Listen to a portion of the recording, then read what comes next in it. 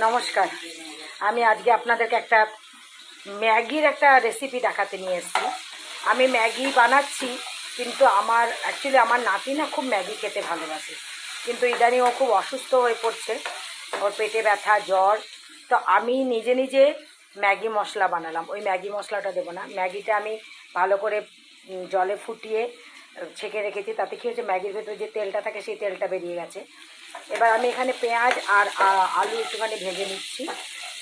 Veggie তো দিলে খাবে না এখন, এই শরীর অসুখের মধ্যে আলুটা দিলে যদি বা খায়, কারণ ওর খাবার হচ্ছে আলু ভাজা ভাত, আলু ভাজা রুটি, আলু ভাজা লুচি। রুটি তো খাই না, লুচি খায়। আর নিয়েছি একটুখানি চিকেন টুকরো। এবার আসল এই মশলাটার মধ্যে কি কি দিয়েছি দেখুন।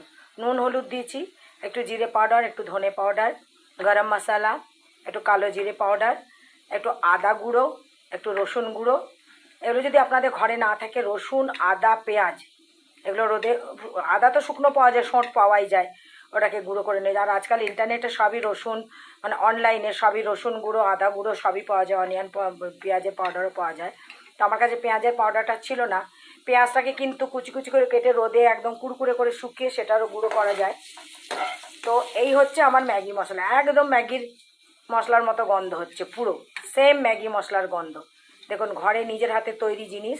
কী কী দিয়েছি: জিরে ধনে পাউডার, রসুন পাউডার, আদা পাউডার, একটু গোলমরিচ পাউডার, একটু গরম মশলা, আর লাস্ট টাইম একটুখানি চাট মশলাটা দেবো, তাতে কি একটু মুখরোচক হবে আরও। তো এই হচ্ছে ম্যাগি মশলা। এই হচ্ছে ম্যাগিটাকে ধুয়ে আমি জলটা ফেলে দিয়েছি, সুতরাং ম্যাগির কোনো মানে বদগুণটা থাকবে না। আর এই চিকেন দিয়ে তারপরে আমি ম্যাগিটা দিয়ে এবার আমি চিকেনটা দেবো। আমার আলু পেঁয়াজ ভাজা হয়ে গেছে, এবার আমি চিকেনটা ছেড়ে দিলাম। চিকেনটা ছেড়ে দিয়ে এবার চিকেনটা একটু ভাজা ভাজা হলে মশলাটা মেশাবো। ওটার মধ্যে হলুদও মেশানো আছে মশলার মধ্যে, তাহলে আমি মশলাটা মিশিয়ে তারপরে আমি চিকেনটা মেশাবো। এই যে আমার চিকেনটা প্রায় ভাজা ভাজা হয়ে এসছে, এবার আমি এই মানে সেদ্ধ ম্যাগিটা ছেড়ে দেবো, তারপরে মশলাটা দেবো। আজকে আমার আর একটা জিনিস হচ্ছে, আমি এর আগে আমার একটা ব্লগে দেখিয়েছিলাম, এটা হচ্ছে মাখা মাছ। আমি এটার মধ্যে আজকে কোনো তরকারি দিইনি, শুধু আলু আর পেঁয়াজ দিয়েছি। আমি এর আগে আপনাদেরকে বলেছিলাম আপনারা তরকারি পটল ঝিঙে সব দিতে পারেন। আমি আলু পেঁয়াজ টমেটো ভালো করে চটকে মেখে, মাছটা একটু, যেহেতু দুদিনের ফ্রিজে রাখা ছিল, সেটা একদম তাজা মাছ, সেদিনকার মাছ হলে মাছ ভাজতে হবে না। যেহেতু একটু ফ্রিজে ছিল, আমি জাস্ট এই দেখুন হালকা মতো ভেজে নিয়েছি, দিয়ে ভালো করে চটকে নুন হলুদ আর লঙ্কা গুঁড়ো, ব্যাস আর কিচ্ছু না, দিয়ে আর একটুখানি তেল দিয়ে ভালো করে চটকে মেখে একেবারে সব ভাপে বসিয়ে দিয়েছি, কম আঁচে হচ্ছে। এই হচ্ছে আমাদের আজকে আমার নাতির জন্য এটা, আমাদের কুমড়ো ভাজা ডাল আর মাছের এই মাখা বলি, এটা আমি মাখা বলি। তো আমার এটা হয়ে গেছে, এটা আমি আবার মশলাটা দেবো, তারপরে আমি ম্যাগি দেবো।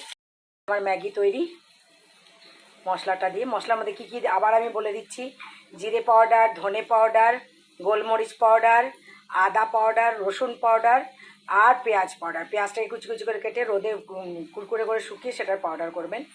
আর তার মধ্যে থাকবে একটু লবঙ্গ, বা আপনি একটু যদি গরম মশলা পাউডার দিয়ে মিশিয়ে রাখবেন, তাহলে এগুলো সব মিশিয়ে একটু লঙ্কা গুঁড়ো, গোলমরিচ পাউডার তো থাকে, তবে একটু লঙ্কা গুঁড়ো নুন হলুদ দিয়ে মিশিয়ে মশলাটা বানিয়ে রেখে দিতে পারেন।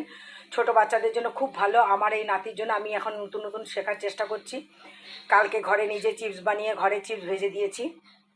এবার থেকে আমি তাই করবো, কারণ আগেও আমি এয়ারফোর্সে থাকতে চিপস বানাতাম, তো চিপস বানিয়ে ওর জন্য রাখবো। আর ম্যাগিও আমি এরকম করেই খাওয়াবো ওকে। পারলে আমি নিজেই স্প্যাগেটি বানিয়ে নেব, চাল গুঁড়ো মেখে আমি স্প্যাগেটি বানিয়ে নেব ওর জন্য। স্প্যাগেটি ঘরেই বানাবো আমি, কিচ্ছু দোকানের আর ওকে খাওয়াবো না, যেহেতু এখন থেকেই 6 বছরের বাচ্চারই ফ্যাটি লিভার চলে এসছে, যার জন্য ও এগুলোই খেতে ভালোবাসে। তো আমি ঘরেই বানিয়ে খাওয়াবো ওকে এবার থেকে। তো আমি সার্ভ করে দেখাচ্ছি আমার নাতিকে। হয়ে গেল আমার ম্যাগি তৈরি। যারা সস দিয়ে খেতে চান তারা সস দিতে পারেন। আমার নাতি খাবে না সস দিয়ে, ও এটাই খাবে। তো বানিয়ে খাবেন, বানিয়ে মশলাটা রেখে দেবেন, নিজেদের জন্য ভালো, বাচ্চাদের জন্য ভালো। কারণ এই ম্যাগি মশলা এবং ম্যাগির মধ্যে যে তেলটা থাকে ওটা খুব খারাপ।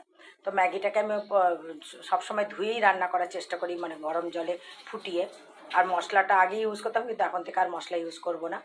তাহলে আপনাদের যদি ভালো লাগে এই মশলাটা বানিয়ে রাখবেন, দিয়ে ম্যাগিতে বানিয়ে খাবেন। আর এই আমার আজকের হয়ে গেছে প্রায়, আর একটু মাখা মাখা হলে আমি মাছটা নামিয়ে দেব। তাহলে আসি, লাইক সাবস্ক্রাইব করবেন, কমেন্টস করবেন এবং অবশ্যই মশলাটা ঘরে বানিয়ে রাখবেন। আসি তাহলে, নমস্কার।